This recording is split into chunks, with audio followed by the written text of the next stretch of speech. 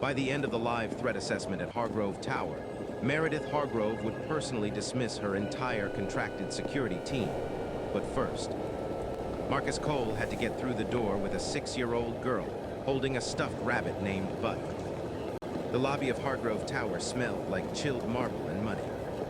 23 men stood in 2 loose rows near the reception station, most of them thick-necked, most of them wearing tactical boots they had never used in mud. They had the posture of men who had trained hard and been told repeatedly that this showed. Marcus Cole walked in at 8:02 a.m. He wore dark slacks, a gray Henley, and a canvas jacket that had been washed enough times to look like it belonged to no particular decade. Beside him, his daughter Nora kept her left hand in his, and her right arm wrapped around Bud, a threadbare lop-eared rabbit with one glass eye replaced by a mismatched brown button she had chosen herself. The laughter started before he reached the sign-in table. Not loud, not cruel in the theatrical sense, just the particular sound men make when they feel safe enough to be small. Marcus did not look up. He set his ID on the table with 2 fingers, signed the sheet, and turned slightly to show Nora where the chairs were along the east wall. He said 3 words to her. She nodded once, took button, and walked to the chairs with the gravity of someone carrying out a duty. Then Marcus turned back toward the group. Nobody laughed again after that. They could not have said precisely why. Meredith Hargrove had not become a billionaire by being sentimental, but she had also not become one by ignoring data. At 44, she ran Hargrove Logistics, 17,000 employees, 4 continents. A proprietary freight intelligence platform that now moved roughly 3% of all North American commercial cargo. Forbes had called her relentless. Her former CFO had called her something else. Both were accurate. The threat was not theoretical.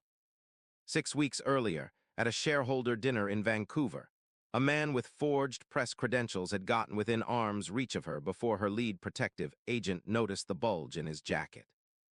The agent had handled it quietly, professionally, and without incident.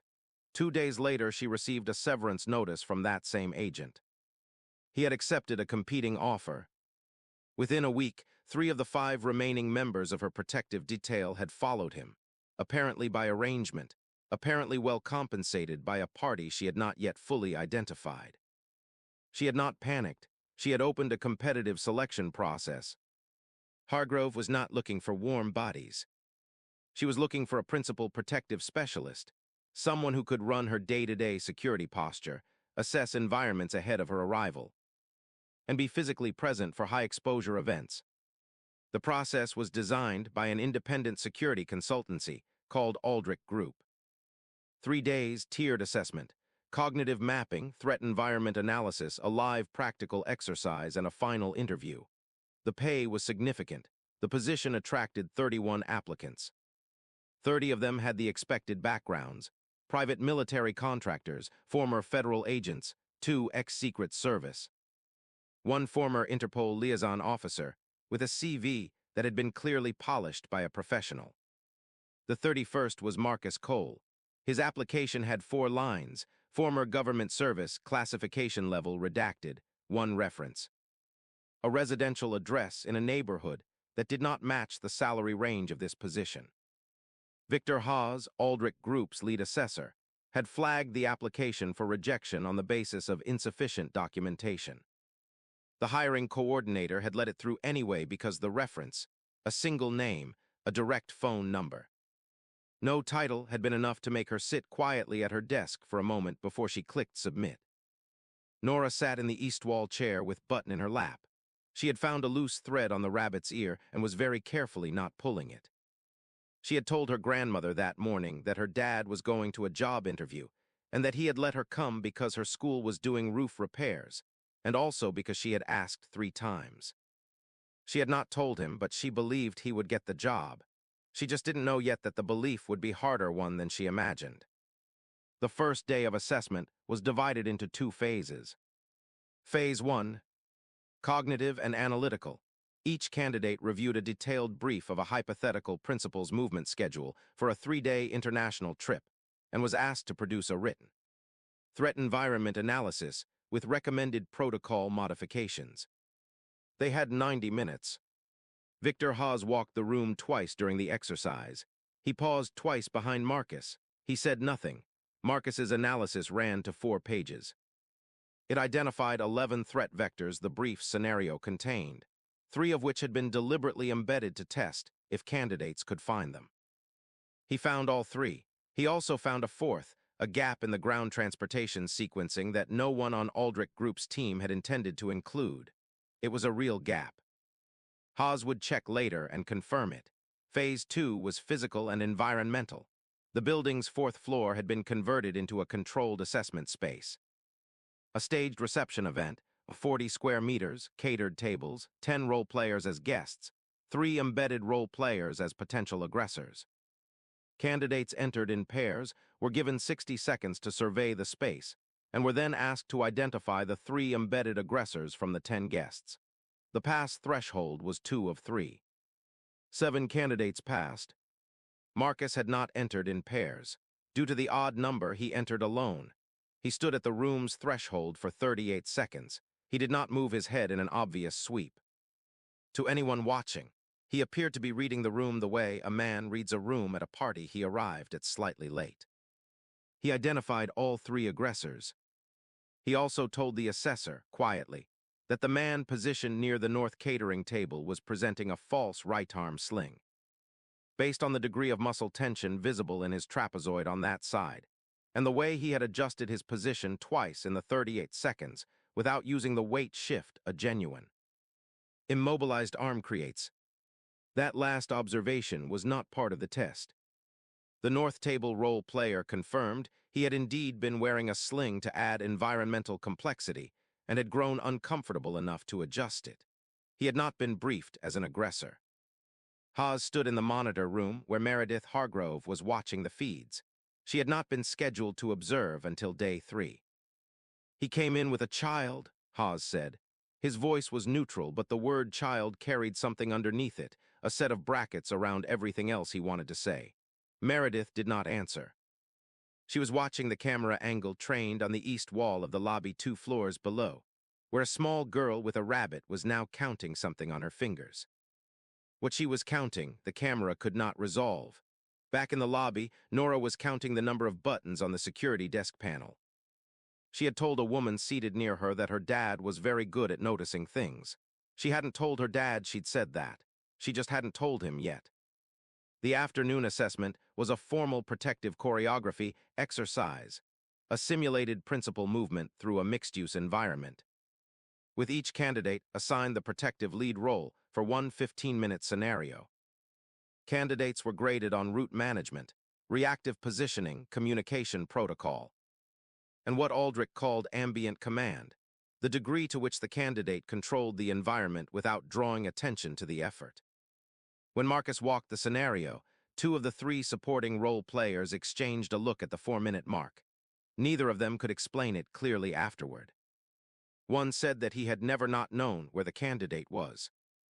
The other said the opposite, that she had completely forgotten he was running the scenario at all, until the moment she needed him, and he was already exactly where she needed him to be. Haas gave him the highest ambient command score the assessment had ever recorded. He gave it in silence, in the monitor room, with Meredith Hargrove still standing behind him. The afternoon broke at 4:30. Candidates were released to collect their things and given a return time for the following morning. Meredith Hargrove left the monitor room and took the east stairwell to the lobby level, which was not her habit. Her assistant would have said it was a shortcut. It was not. She found Nora still in the east wall chair, asleep against the armrest, button tucked under her chin. Marcus was crouched in front of her, jacket folded across his arm, watching his daughter sleep with the specific patience of a person who has learned how much patience is actually required. Meredith stopped 6 feet away. She was not a person who stopped. She stayed the whole day, she said. She reads in the morning, Marcus said without turning. She runs out of energy around 3. Meredith sat down 2 chairs away. This was also not her habit. She was not sure what had made her do it, and she did not examine the question. The 4th vector, she said, in the transport brief. Nobody on our team built that gap in intentionally. I know, Marcus said. Then why include it in your analysis? Because it was there. Nora shifted in her chair and made a small sound. Marcus reached out and adjusted button without disturbing her. Meredith watched this. Something in the gesture, the economy of it, the absence of performance, made her ask a question she had not planned to ask. Is her mother? Her mother's name was Denise, Marcus said. His voice did not change. Aneurysm, 3 years ago in April, Nora was 3. The lobby had emptied. The sound of the HVAC system was suddenly audible.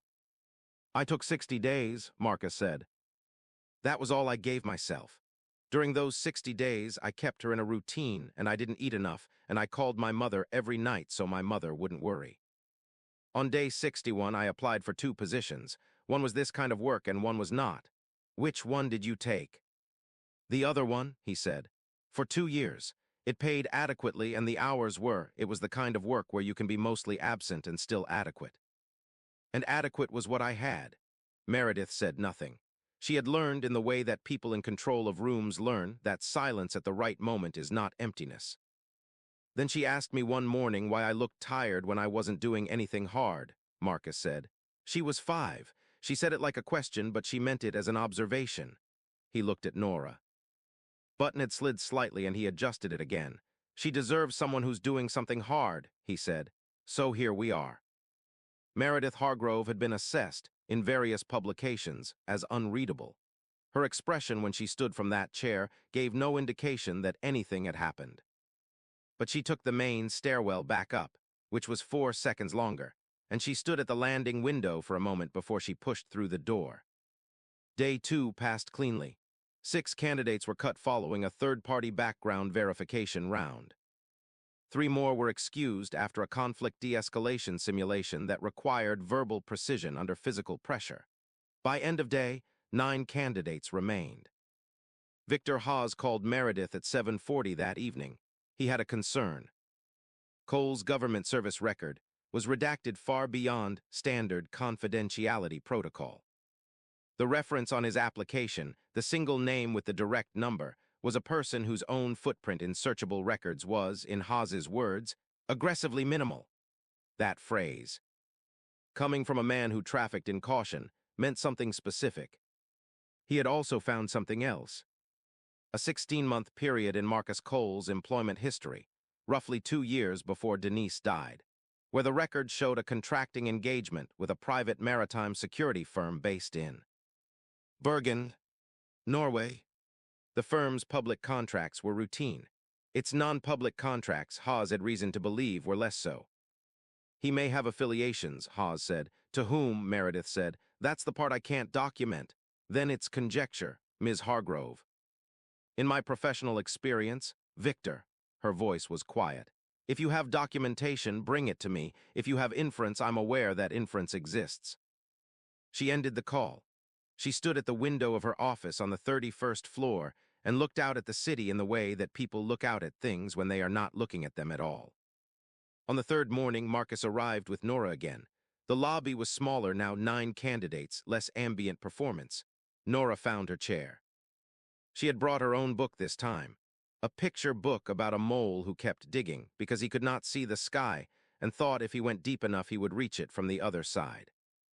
At the lunch break, Haas pulled Marcus aside. He did this in a corridor where no one else was present, which was a choice. Bergen Maritime Services, Haas said. 16 months, Marcus looked at him.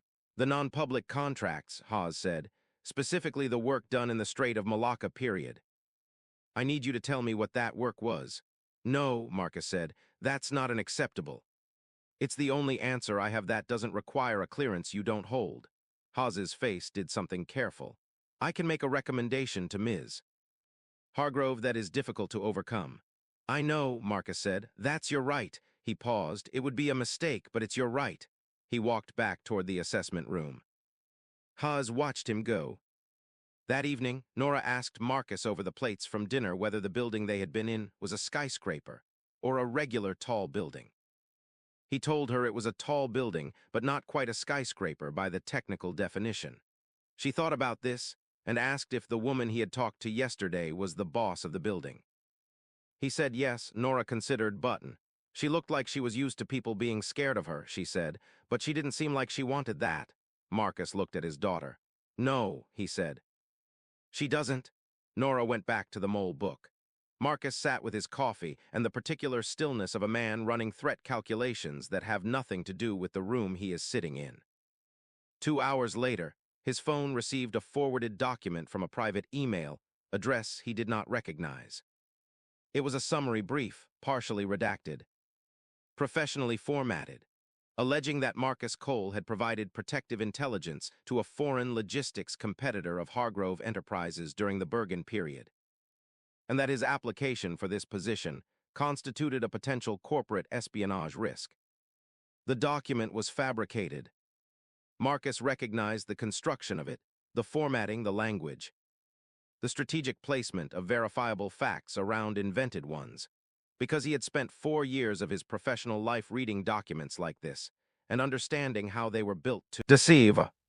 He forwarded it with 3 lines of annotation to the one name with the direct number on his reference list. Then he put Nora to bed and sat in the kitchen for a long time. The final assessment day began with an air of formality, 5 remaining candidates, a structured interview panel, a closing practical exercise.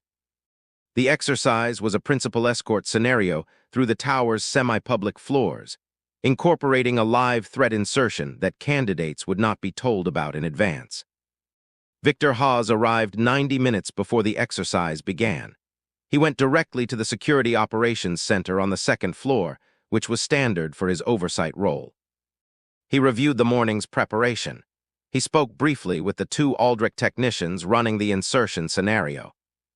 What he did not know was that the same private email address that had sent Marcus's phone a fabricated brief had, 20 minutes later, sent a very different message to a different phone, one belonging to a mid-tier logistics competitor of Hargrove's who had, in recent months, developed a habit of being in the right city at the right time ahead of Hargrove contract announcements.